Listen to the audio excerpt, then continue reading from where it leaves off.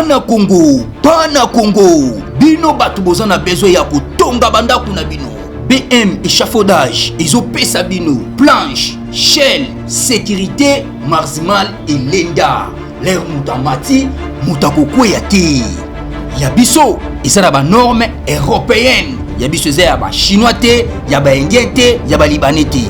Un bus sera mis à votre disposition. BM échafaudage, plus de 3500 mètres disponibles. Contact Maman Nangaye, du nouveau à Kinshasa, place Yassur, des amoko na immeuble Emma, des arabes normes, standard, international, et Koyamba, Batunyoso, en famille, en couple, salon VIP, et salle à manger, salle de bain confort et magistral, et des chambres à coucher, cuisine Kafou, sécurité, ils a assuré, connexion internet illimitée, Facebook, TikTok, WhatsApp, et à Ophélie, groupe électrogène 24h/24h, courant et Kindakate, na immeuble Emma. Notre adresse dans la commune de Kalamou, quartier Yolosi, avenue Balinga, numéro 9. Soyez les bienvenus, immeuble Emma.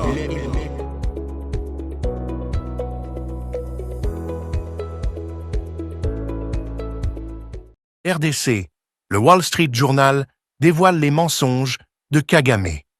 Bonjour à toutes et à tous, le jour comme la nuit. Le 23 août 2025, The Wall Street Journal, sous la plume de Michael Phillips, a publié un article choc qui brise enfin le silence sur les mensonges de Paul Kagame et son régime. Depuis trop longtemps, Kigali manipule le souvenir du génocide de 1994 pour susciter la compassion de l'Occident et en tirer une immunité diplomatique. Mais derrière cette façade, ce sont des crimes de guerre, des massacres et un pillage systématique des richesses de la République démocratique du Congo qui se cachent. Il est temps de dire la vérité et de proposer une solution claire. Le président Donald Trump, qui a déjà ouvert une brèche en imposant à Kagame un accord de paix, doit convoquer un sommet privé avec Félix Tshisekedi, Évariste Ndayishimiye et Samia Suluhu Hassan pour mettre fin à l'impunité rwandaise et restaurer la stabilité régionale. Depuis 3 décennies, Kagame et son régime perfectionnent une stratégie cynique, transformer la tragédie du génocide rwandais de 1994 en bouclier politique et en monnaie d'échange diplomatique. Cette instrumentalisation permanente fonctionne comme une carte joker, activée chaque fois que Kigali est pris en flagrant délit d'ingérence, de crime ou de pillage. Le récit officiel est simple et émotionnellement puissant. Le Rwanda, victime éternelle, agirait toujours par précaution pour éviter un nouveau génocide. Mais comme le souligne Michael Phillips, cette rhétorique ne résiste pas à l'examen des faits. En réalité, le génocide est devenu pour Kigali une véritable rente diplomatique.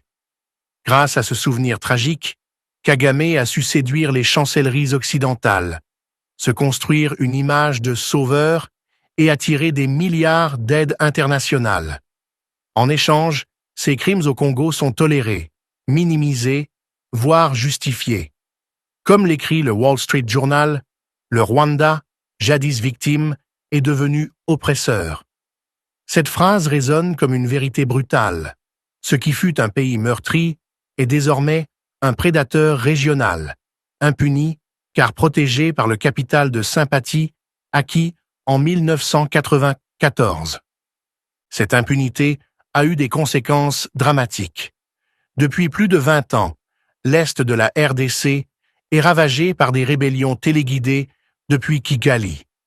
Des millions de Congolais ont péri dans l'indifférence, et les rares rapports de l'ONU dénonçant l'implication du Rwanda sont vite enterrés sous des vagues de diplomatie hypocrite. Le Wall Street Journal, par la voix de Michael Phillips, décrit pourtant sans détour les preuves des milliers de soldats rwandais combattant aux côtés du M23, des armes lourdes fournies directement par Kigali et même des attaques contre les casques bleus qui relèvent de crimes de guerre. Et pourtant, Kagame continue de jouir d'une image flatteuse à l'étranger. Pourquoi? Parce que le régime a appris à jouer sur les cordes sensibles de la mémoire collective occidentale. Le traumatisme du génocide est constamment invoqué pour paralyser toute critique. Chaque fois que la communauté internationale commence à lever la voix, Kigali répond par une mise en garde « N'oubliez pas 1994 ». Mais il est grand temps de dénoncer cette manipulation. Comme le dit avec force l'argument que nous devons marteler, depuis trop longtemps, le Rwanda utilise le génocide de 1994 pour gagner la sympathie de l'Occident, puis pour voler, tuer, détruire et piller les pays voisins, tandis que Kagame et son régime profitent d'une impunité totale. Cette phrase, lourde de vérité, résume l'essence du drame congolais. Ce n'est pas la mémoire du génocide qui doit être condamnée, mais son instrumentalisation cynique. Ce n'est pas la compassion pour les victimes qui est en cause, mais son détournement en prétexte pour commettre de nouvelles atrocités. Kagame a transformé une tragédie nationale en arme diplomatique, et le résultat est catastrophique pour la région des Grands Lacs. Face à cette réalité, que faire? Le Wall Street Journal rappelle que les pressions habituelles, sanctions de l'UE, demandes de retrait américain, n'ont rien changé. Kagame reste sourd, car il sait que ses protecteurs occidentaux hésitent à le sanctionner frontalement. C'est pourquoi une solution plus audacieuse est nécessaire. L'idée est simple, mais stratégique. Donald Trump, qui a déjà parrainé un accord de paix en juin 2025, doit aller plus loin. Il doit convoquer une réunion privée avec Félix Tshisekedi, République démocratique du Congo, Évariste Ndayishimiye, Burundi, et Samia Suluhu Hassan, Tanzanie. Pourquoi ces trois présidents? Parce que ce sont les États directement menacés par l'expansionnisme rwandais. La RDC subit l'agression. Le Burundi est dans la ligne de mire si Kagame tente de s'emparer d'Uvira. Et la Tanzanie, voisine directe, sait que l'instabilité congolaise a des répercussions sur sa sécurité et son économie. Un tel sommet aurait plusieurs avantages. D'abord, il isolerait Kagame en l'empêchant de se cacher derrière le faux récit du protecteur des Tutsis. Ensuite, il placerait la question congolaise dans une logique régionale, au lieu de la réduire à un face-à-face Kigali-Kinshasa. Enfin, il démontrerait que les États-Unis, sous l'impulsion de Trump, entendent passer à l'action concrète, au-delà des simples condamnations verbales. Car il faut le dire clairement, seule une pression conjointe, ferme et stratégique, peut contraindre Kagame à reculer. Les formules vagues comme « mesures défensives » ne suffisent plus. Les Congolais n'ont que trop souffert. Les Burundais savent qu'ils pourraient être les prochains. Les Tanzaniens savent que l'instabilité à leurs frontières menace leur prospérité. Et le monde entier doit comprendre que chaque smartphone fabriqué avec des minerais volés alimente l'économie de guerre d'un dictateur. Michael Phillips, dans son article, expose déjà les liens directs entre la guerre et l'économie mondiale. Coltan, or, minerai essentiel aux technologies. En reliant ces faits à la manipulation mémorielle de Kigali, nous obtenons une équation limpide. Kagame transforme la compassion en impunité, l'impunité en guerre et la guerre en profit. Voilà pourquoi l'analyse doit déboucher sur une recommandation claire. Trump doit convoquer Tshisekedi, Ndayishimiye et Suluhu pour sceller une alliance régionale, placée sous l'égide des États-Unis, afin d'imposer la paix et mettre fin au chantage mémoriel de Kagame. Et ce n'est pas seulement une option diplomatique, c'est une nécessité morale. Si le monde laisse encore une fois Kagame instrumentaliser 1994 pour justifier 2025. alors nous aurons collectivement échoué à protéger des millions d'innocents. L'histoire jugera sévèrement cette lâcheté. Mais si au contraire, un front régional, soutenu par Washington, se lève pour dire « plus jamais ça » au pillage rwandais, alors nous aurons une chance d'écrire une nouvelle page d'histoire, celle d'une Afrique des Grands Lacs enfin libérée de la prédation et de la manipulation. Le cœur du problème n'est pas seulement militaire, il est aussi diplomatique et moral. Depuis trop longtemps, l'Occident, Europe et États-Unis en tête, s'est réfugié dans une position ambiguë vis-à-vis de Paul Kagame.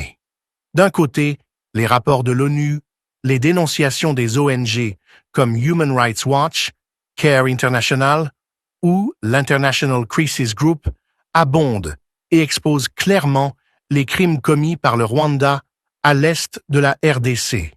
De l'autre, les chancelleries ferment les yeux, prétextant la stabilité du modèle rwandais et l'efficacité de son armée. Cette hypocrisie est l'un des moteurs de l'impunité de Kigali. Comme le démontre Michael Phillips dans le Wall Street Journal, Kagame a su transformer son armée en un produit d'exportation. On la retrouve en Centrafrique, au Mozambique, au Soudan du Sud, dans des missions de l'ONU ou pour sécuriser des projets énergétiques colossaux comme ceux de Total Energies à Cabo Delgado. En apparence, il s'agit de contributions altruistes à la sécurité mondiale. En réalité, ces interventions sont souvent monnayées contre des concessions minières, agricoles ou des appuis diplomatiques. Le Rwanda vend ses services militaires et en échange obtient le silence sur ses crimes au Congo. C'est là que réside la contradiction centrale. Kagame se présente comme un champion de la paix et du développement, mais il agit comme un prédateur régional. L'article du Wall Street Journal révèle crûment que lorsque ses soldats accompagnent le M23, ce n'est pas pour protéger des populations Tutsis en danger, mais pour s'emparer des richesses stratégiques de la RDC. Or, ces minerais ne servent pas seulement Kigali. Ils alimentent les chaînes d'approvisionnement mondiales en coltan, cobalt, or et autres matières premières essentielles à l'industrie high-tech. Chaque iPhone, chaque batterie de véhicule électrique, chaque ordinateur portable pourrait contenir une part de ce pillage sanglant. Voilà le lien direct que Kagame a su dissimuler pendant des années. L'Occident profite des minerais du Congo et ferme les yeux sur le fait que ces minerais sont extraits et exportés grâce à une guerre illégale menée par un régime dictatorial. La responsabilité morale des grandes puissances est ici immense. En 1994, elles ont échoué à stopper un génocide. Depuis, pour se racheter, elles ont offert un soutien aveugle à Kagame, croyant ainsi compenser leur inaction passée. Mais cette logique, loin de protéger les peuples, a transformé Kigali en une puissance arrogante, certaine de son impunité. Le Wall Street Journal brise ce mythe. Ce n'est pas par humanisme que le Rwanda agit, mais par calcul et par cupidité. C'est pourquoi la solution ne peut plus se contenter de sanctions timides ou de rapports alarmants. Il faut une action stratégique, coordonnée et décisive. Et cette action doit passer par une alliance régionale forte, soutenue par une puissance internationale capable d'imposer une dynamique nouvelle. C'est là qu'entre en scène Donald Trump. Contrairement à ses prédécesseurs, Trump a toujours revendiqué une diplomatie transactionnelle, orientée vers des résultats concrets. En parrainant l'accord de paix du 27 juin 2025, il a déjà démontré que Kagame pouvait être contraint de signer lorsque la pression est bien organisée. Mais cet accord, bien que symboliquement important, ne suffira pas sans une architecture régionale solide, d'où la nécessité d'un sommet privé entre Trump, Tshisekedi, Ndayishimiye et Suluhu. Ce format resserré permettrait plusieurs choses. D'abord, il couperait court aux manipulations de Kigali. Kagame n'aurait plus la possibilité d'inonder les négociations de son discours victimaire. Ensuite, il placerait les États directement concernés au centre de la solution, au lieu de laisser le Rwanda dicter les termes d'un cessez-le-feu. Enfin, il créerait une synergie sécuritaire. RDC, Burundi et Tanzanie partagent des frontières, des intérêts économiques et une histoire commune face aux ingérences du régime rwandais. Un tel sommet pourrait aboutir à des mesures concrètes. Une alliance sécuritaire régionale, coordination militaire entre FARDC, FDNB, Burundi et TPDF, Tanzanie, pour protéger Uvira, Bukavu et les zones frontalières. Un mécanisme de traçabilité des minerais pour couper les circuits de contrebande alimentant Kigali. Une feuille de route diplomatique, conditionner tout soutien occidental au retrait effectif des troupes rwandaises et à la fin du soutien au M23. Un engagement de reconstruction. Placer la stabilisation de l'Est de la RDC au cœur des priorités, afin que la paix ne soit pas qu'un mot sur un papier, mais une réalité vécue par les populations. L'impact d'un tel processus serait immense. Kagame perdrait sa capacité de manipulation et son isolement apparaîtrait au grand jour. L'Occident, contraint par le poids d'un Trump pragmatique et déterminé, ne pourrait plus se contenter de paroles creuses.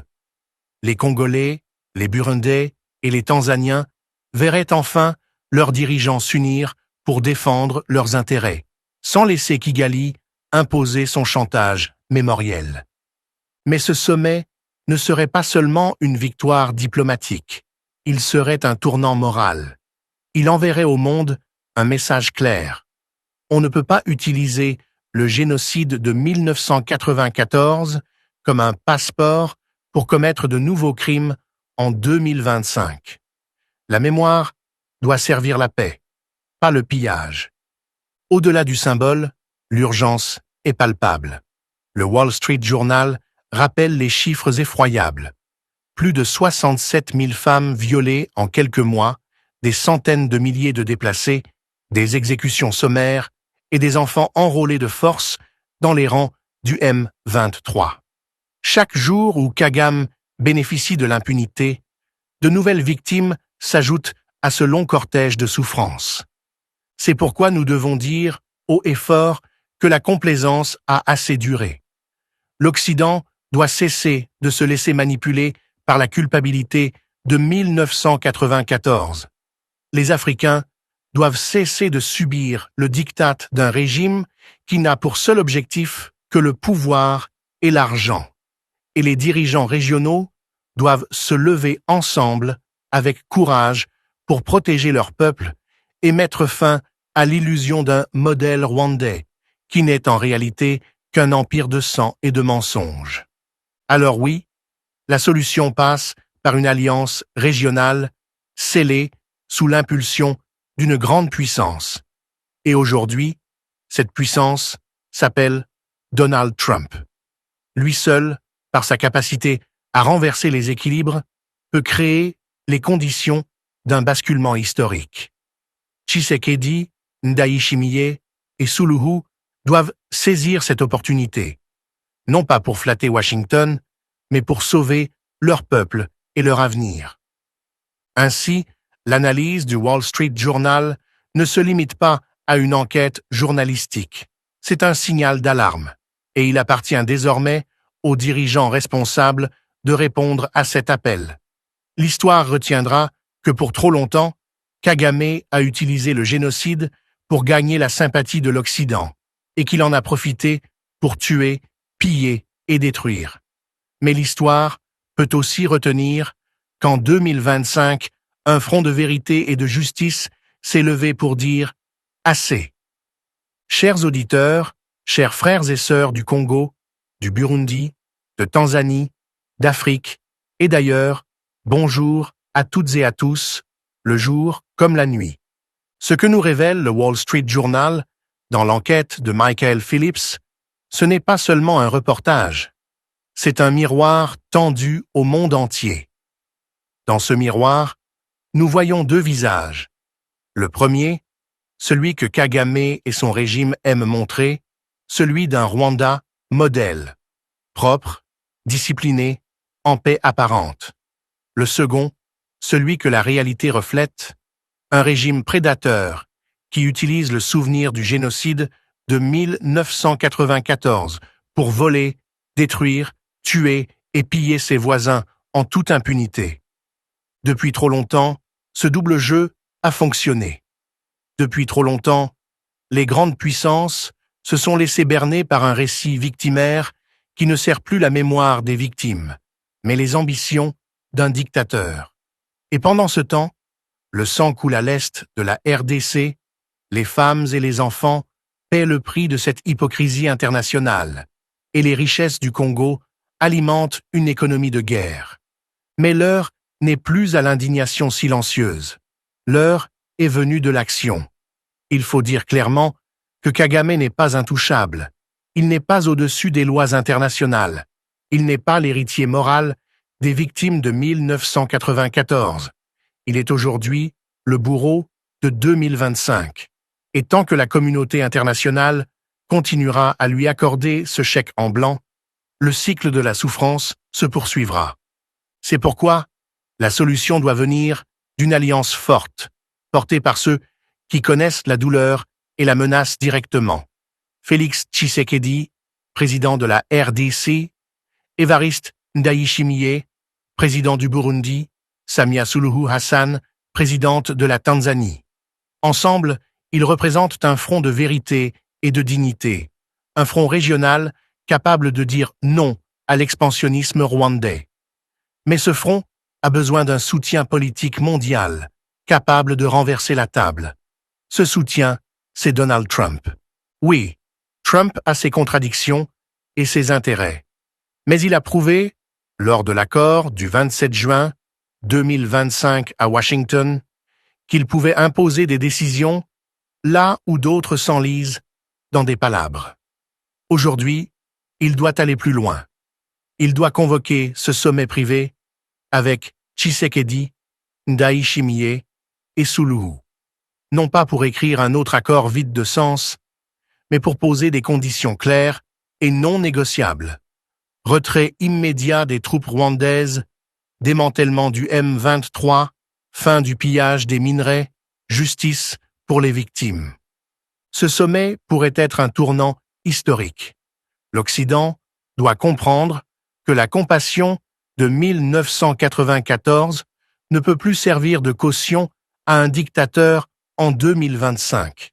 Les Africains doivent comprendre que l'unité régionale est leur seule arme face à l'agresseur.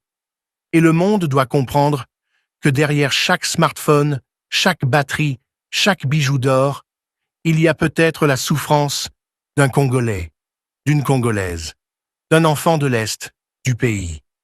Mes frères et sœurs, il est temps de dire la vérité sans trembler. Kagame n'est pas un héros. Kagame n'est pas un modèle. Kagame est le problème. Tant qu'il restera au pouvoir, la région des Grands Lacs restera un champ de bataille et le Congo sera une plaie ouverte. Mais si nous agissons, si nous brisons son impunité, alors un avenir de paix et de prospérité est possible. À vous, Congolais, Burundais, Tanzaniens, ne cédez pas au découragement. Votre lutte est juste, votre cause est noble. À vous, Américains et Européens, ne vous laissez plus berner par les discours d'un tyran. Votre responsabilité morale est immense. Et à vous, dirigeants africains, unissez-vous, car seul un front solidaire peut libérer nos peuples des griffes de ce régime prédateur.